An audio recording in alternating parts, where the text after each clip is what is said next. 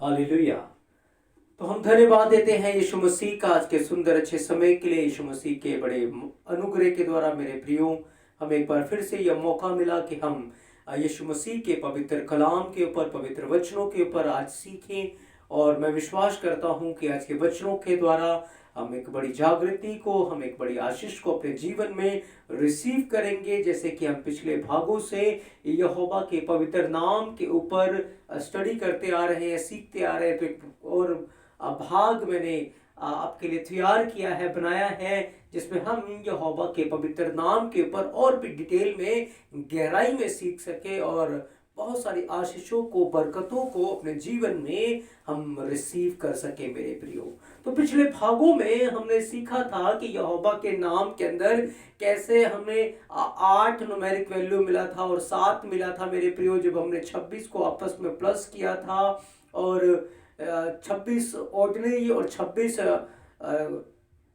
जो standard value है उसको प्लस करके हमें 52 मिला और उससे हमने 7 निकाला। और हमने देखा कि कैसे यहोवा में संपूर्णताई है, यहोवा में ही नई शुरुआत है। पृथ्वी और उसके अंदर की जो सारी चीजें हैं एक दिन वो कंप्लीट कर देगा, एक सिद्धताई की ओर ले आएगा, एक शब्बत को वो ले आएगा, विश्राम को वो ले आएगा, जो कि 1000 साल का राज्य होगा मेरे प्रियो। और उसके बाद ही उसी नाम के द्वारा एक नई शुरुआत होगी, जिसमें हमने देखा था कि एक नया आकाश होगा और एक नई पृथ्वी होगी। और वो शुरुआत यहोवा के नाम के द्वारा ही होगी मेरे प्रियो। तो आज के भाग में मैं आपको यहोवा के चरित्र के बारे में, उसके कैरेक्टर के बारे में, उसके स्वभाव के बारे में मैं आपसे बातचीत करूंगा मेरे प्रियो। मैंने आपको बताया था कि यहोवा का के जो नाम की स्पेलिंग है वो है योद हे वाव हे, योद हे वाव हे।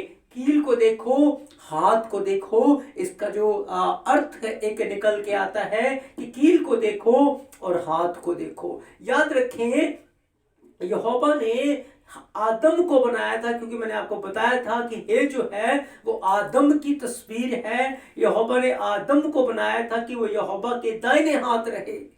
और योद जो है बाइबल के अनुसार उसका जो न्यूमेरिक वैल्यू है वो 10 है मेरे प्रियो। वो दिखाता है आज्ञाओं को, कमांडमेंट्स को। तो जब इंसान यहोवा की आज्ञा का पालन करता है तो वो यहोवा के दाहिने हाथ रहता है। लेकिन आदम ने उसकी आज्ञा का उल्लंघन करके वो हाथ को ना देखकर उसने कील को देखा मेरे प्रियो। क्योंकि जब आप यशाया 59 अध्याय को पढ़ेंगे, लिखा है यहोवा कहता है मेरा हाथ छोटा नहीं है कि वो तुम्हारी सहायता ना कर सके, लेकिन तुम्हारे अधर्म के कामों ने तुम्हारी आंखों को ऐसा अंधा कर दिया है, ऐसा तुम्हारे और मेरे बीच में एक दीवार खड़ा कर दिया कि तुम मेरे सामर्थी हाथ को नहीं देख सकते।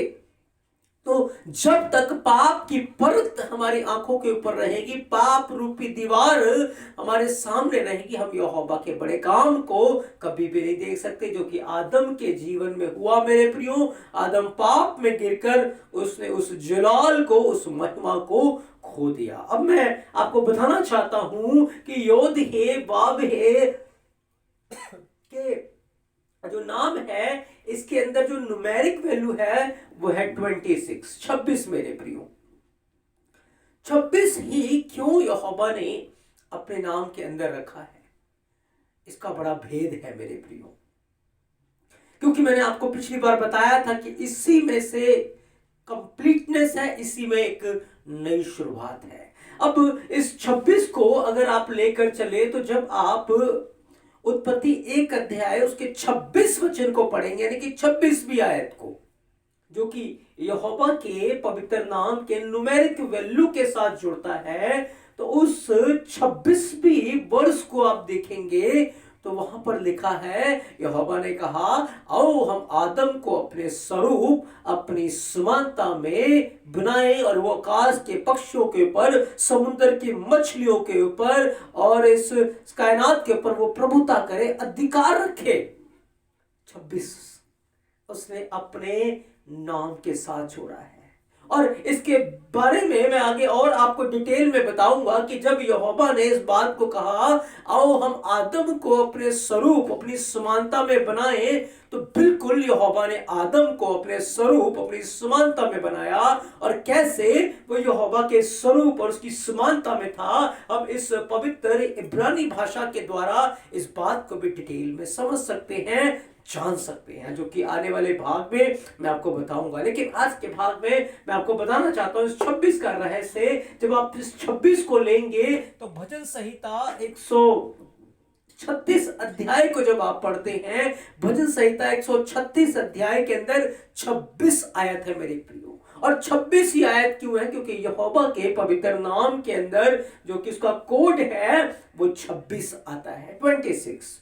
और 26 आयत भजन संहिता 136 अध्याय के अंदर है मेरे प्रियो। और 26 बार भजन संहिता 136 अध्याय उसके अंदर 26 आयत है। और 26 बार उस हर आयत की जो एंडिंग है, उस एंड में एक ही लाइन लिखी हुई है, यहोवा की करुणा सदा की है, उसकी करुणा सदा की है। मेरे प्रियो, यहोवा ने अपने नाम के अंदर अपनी करुणा को छुपा के रखा है, अपने नाम के अंदर उसने अपनी दया को छुपा के रखा है। यहोवा इस बात को बताता है कि वो करुणा करने वाला है, वो दया करने वाला है। जब वो मूसा के ऊपर प्रकट हुआ, भजन निर्गमन 34 अध्याय 6 और 7 वचन को जब आप पढ़ेंगे, लिखा है यहोवा पहाड़ के ऊपर से चला और वो मूसा के सामने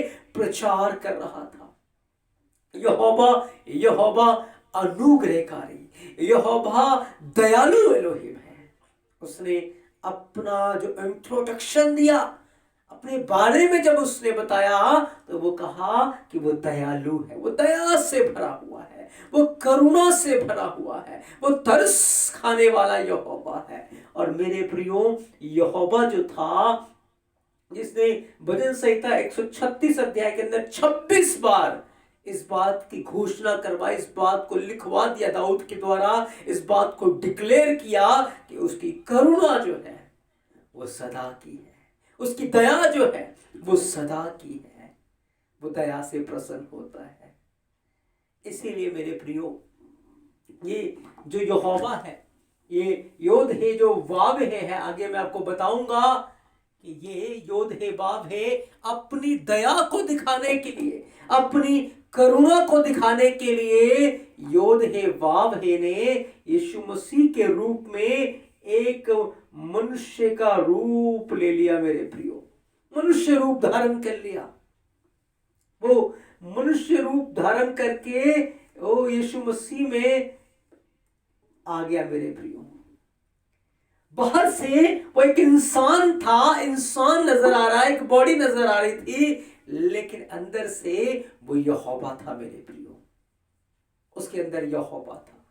जब आप इस बात को पढ़ेंगे, यूहन्ना 1 अध्याय उसके पहले वचन में तो लिखा है, आदि में वचन था, वचन एलोहिम के साथ था और वचन ही यहोवा था, वचन ही एलोहिम था। और यूहन्ना 1 अध्याय उसके 14 वचन के अंदर लिखा है कि वचन देधारी हो गया। मेरे प्रियो, वचन देधारी हो गया, अनुग्रह और सच्चाई से परिपूर्ण होकर, बाइबल कहती है, उसने हमारे बीच में डेरा किया है। और सच में मैंने आपको बताया कि वचन देधारी हो गया। अंदर से यहोवा है, बाहर से इंसान नजर आता है। और जब यीशु मसीह एक ह्यूमन बॉडी में था, उसका नाम यशुआ था, जिसके बारे में आगे मैं आपको बताऊंगा। यशुआ का मतलब होता है यहोवा उद्धार करता है। एक्चुअल में वो यहोवा है, एक्चुअल में वो जलाल और महिमा के सिंहासन पे जो स्वर्ग में विराजमान था, वही यहोवा एक मनुष्य रूप में आ गया, एक ह्यूमन बॉडी के अंदर आ गया। और उस ह्यूमन बॉडी में आकर उसने इस बात को दिखाया कि वो कितना प्रेम से भरा हुआ है, वो कितना दया से भरा हुआ है, वो कितना अनुग्रह से भरा हुआ है। जब अंधे ने उसको पुकारा, वो तरस से भर गया। जब बीमारों को वो देखता था वो तरस से भर जाता था। कोई उसकी निंदा करता है, कोई उसके खिलाफ बोल रहा है, कोई उसको बुरा भला कह रहा है, लेकिन यीशु उनके लिए भी तरस से भरा हुआ था। जब उसने कोढ़ी को देखा वो तरस से भरा हुआ था। उसका सुबह उसका मन जो है वो तरस से भरा है। तभी यूहन्ना 3:16 में लिखा, यहोवा ने जगत से मोहब्बत की, अपने पुत्र को दे दिया कि जो कोई उसके ऊपर विश्वास करे वह नाश ना हो। मेरे प्रियो, वो तरस खाने वाला है, उसकी करुणा अनंत काल के लिए है, हमेशा के लिए है। तभी यीशु मसीह ने एक बात कही, मैं और मेरा पिता एक है। जब तक यीशु बॉडी में है वो तरस से भरा हुआ है और तब तक वो बॉडी में रहेगा। बाइबल बयान करती है जब तक वो अपने अंतिम शत्रु को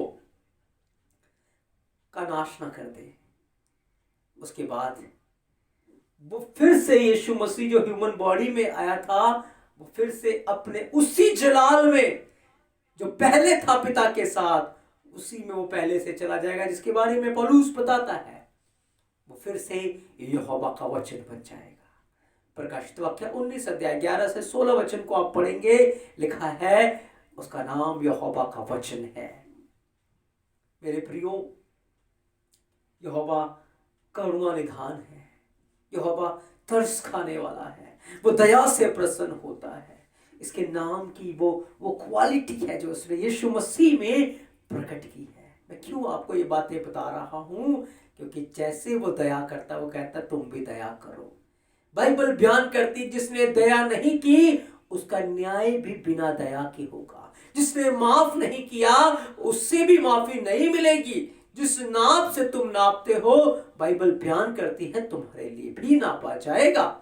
इसलिए बहुत सावधान, ये वचन कहता है यदि हम अपने पिता से जन्मे हैं, यदि हम यहोवा से जन्मे हैं, हम मसीहा से जन्मे हैं, तो हम भी दया करने वाले होंगे, हम भी क्षमा करने वाले होंगे, हम भी माफ करने वाले होंगे, हम भी प्रेम करने वाले होंगे, क्योंकि यहोवा प्रेम है। और बाइबल बयान करती है जो प्रेम नहीं रखता वो यहोवा को नहीं जानता, क्योंकि यहोवा प्रेम है। इसलिए मेरे प्रियो, आज मैं आपको ये बताना चाहता हूं कि यदि आप ये कहते हैं कि वही यीशु मसीह अगर आपके अंदर है, वो मेरे अंदर है, तो वो प्रेम के रूप में बाहर आएगा, वो तरस के रूप में बाहर आएगा, वो दया के रूप में बाहर आएगा, वो माफी के रूप में बाहर आएगा, वो प्रार्थना के रूप में बाहर आएगा। अगर वो है, अगर अंदर कोई और भरा है तो वो किसी और रूप में बाहर आएगा मेरे प्रियो।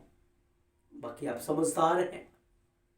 अगर यीशु हमारे अंदर रहता है, यहोवा का नाम हमारे अंदर रहता है, तो मैं आपको बताना चाहता हूं वो अभी करुणा निधान है, वो तरस से भरा है। लेकिन एक समय आएगा जब वो अपने जलाली तख्त के ऊपर होगा, हम उसके साथ उसके सिंहासन पे विराजमान होंगे, और उसके बाद जो दया का समय है वो खत्म हो जाएगा। फिर हमें भी न्याय करने का अधिकार मिलेगा, हम भी उसके साथ न्याय करेंगे, लोहे का राजदंड लिए हुए हम न्याय करेंगे मेरे प्रियो। लेकिन न्याय के सिंहासन पर वही बैठेंगे, उसके साथ उसके सिंहासन पर वही बैठेंगे जो आज तरस के सिंहासन पे बैठे हैं, दया के सिंहासन पे बैठे हैं, माफी के सिंहासन पे बैठे हैं। मेरे प्रियो, आज बहुत सारे लोग पाप का शिकार हैं, बदकारियों में मर रहे हैं, गुनाह में मर रहे हैं। और बहुत सारे ऐसे लोग हैं जो अपने आप को बहुत धर्मी समझते हैं, अपने आप को बहुत पवित्र समझते हैं और अपने आप के बारे में कुछ सुनना पसंद नहीं करते, अपने आप को पता नहीं वो क्या समझते हैं। लेकिन धोखा ना खाएं, यहोवा दया का सागर है। बाइबल कहती है वो क्षमा की खान है। जब लोगों ने उसे बुरा भला कहा, वो गुस्सा नहीं हुआ, वो कहता है बाप इन्हें माफ कर, ये नहीं जानते ये क्या करते हैं। वो यीशु, जब भीड़ उसे पहाड़ से नीचे गिराना चाहती थी, यीशु ने उन पे भी तरस खाया। वो यीशु जिसे लोगों ने जब अपने गांव में प्रवेश नहीं करने दिया, फिर भी उसने उनके ऊपर तरस खाया। वही यीशु आज हमसे भी चाहता है कि हम भी तरस खाएं, हम भी प्रार्थना करें, हम भी एक दूसरे के ऊपर दया करें। क्योंकि याकूब 2:21 में लिखा, जिसने दया नहीं की उसका न्याय भी बिना दया के होगा। क्योंकि दया जो है वो न्याय के ऊपर जयवंत है मेरे प्रियो। सोचे, जब स्वर्ग और पृथ्वी का बनाने वाला यहोवा, जिसके एक शब्द के द्वारा सब नाश हो जाते, उसने उस इंसान के तानों को सहा, कोड़ों को सहा, उसका जब उस इंसान ने ठट्ठा उड़ाया, उसके खिलाफ बुरी बुरी बातें कही, फिर भी उसने तरस खाया। तो हम इंसान क्या है? हम तो कुछ कर भी नहीं सकते, लेकिन यीशु सब कुछ कर सकता था, फिर भी वो चुप था और वो दया कर रहा था। मेरे प्रियो, हम कुछ नहीं कर सकते, लेकिन फिर भी हम बहुत कुछ कर देते हैं। धोखा ना खाएं। अगर मसीह यीशु आपके अंदर है तो आप दर्द से भरे रहेंगे, आप माफ करने वाले होंगे, आप प्यार करने वाले होंगे, क्योंकि यहोवा ने अपने नाम के अंदर रखा है, अपने स्वभाव में रखा है, अपने कैरेक्टर के अंदर रखा है। उसकी करुणा सदा की है, वो दया का सागर है, वो क्षमा की खान है। और वचन कहता है, जैसे तुम्हारा स्वर्गीय पिता दयावंत है। मत्ती 6 अध्याय के अंदर यीशु मसीह ने इस बात को कहा, जैसे तुम्हारा स्वर्गीय पिता दयावंत है, तुम भी दयालु बनो, जैसे वो दयालु है तुम भी दयावंत बनो। मेरे प्रियो, हमारा पिता दयावंत है। अगर वो हमारे अंदर है, मसीह यीशु हमारे अंदर है, तो हम दया करेंगे, हम क्षमा करेंगे, हम प्रेम करेंगे, हम तरस खाएंगे, हम मसीह के प्रेम में बढ़ते चलेंगे। क्योंकि हम इंसानों के लिए नहीं कर रहे, हम जो कुछ कर रहे हैं हम मसीह यीशु के लिए कर रहे हैं मेरे प्रियो। क्योंकि हमारे लिए एक स्वर्ग में बड़ा प्रतिफल होगा। यीशु मसीह ने कहा, जो तुमने मेरे छोटे से छोटे दास के साथ किया है, वो मेरे साथ किया है, आओ मेरी महिमा में संभागी हो जाओ। इसलिए आज हम यहोवा के पवित्र नाम में से 26 के भेद को देख रहे हैं कि 26 ही अंक यू कोड क्यों रखा। भजन संहिता 136 अध्याय के अंदर 26 आयत है, जिसमें 26 बार लिखा है यहोवा की करुणा, उसकी दया अनंत काल के लिए है, हमेशा के लिए है। और जब वो यहोवा देह में प्रकट हो गया, देहधारी हो गया, उसने दिखाया वो कितना तरस से भरा, और क्रूस के ऊपर उसने अपने बाहें पसार कर मेरे और आपके लिए अपनी प्राण दे दिए और दिखा दिया कि वो हमसे कितना प्यार करता है, कितना वो दया करता है। इसलिए मेरे प्रियो, आज हमारे लिए भी समय है कि जैसे यीशु ने प्रेम दिखाया, हम भी प्रेम दिखाएं। जैसे यीशु ने माफ किया, हम भी माफी दिखाएं। जैसे यीशु ने दया किया, हम भी दया करें। मेरे प्रियो, जो हमें मिला है, बाइबल कहती है तुम्हें सेत में मिला, फ्री माफी मिली, फ्री दो। तुम्हें फ्री में मिला है, फ्री में दो। हाँ, हमें फ्री मिला है, उद्धार हमें फ्री मिला है, माफी हमें फ्री मिली है, दया हमें फ्री मिला है। बाइबल कहती है फ्री मिला है, सेत में मिला है, सेत में दो। अगर आप नखरे दिखाएंगे, अगर आप नखरे दिखाएंगे और आप अगर नहीं देंगे, तो आपसे जो है आपके पास, बाइबल कहती है वो ले लिया जाएगा। एक दास के ज्यादा पाप थे, स्वामी को तरस आया, उसे माफ कर दिया, लेकिन उसने जाकर जिसके कम पाप थे उसको माफ नहीं किया, उसको जेल में डाल दिया। स्वामी को गुस्सा आया और उसने उससे भी पकड़ा और लिखा है अंधकार में डाल दिया। मेरे प्रियो, इसलिए अगर यीशु आपके अंदर है, आप एक दूसरे को यीशु मसीह ही देंगे, उसका सुबह ही बाहर आएगा। अगर कोई और अंदर है तो आप वो देंगे।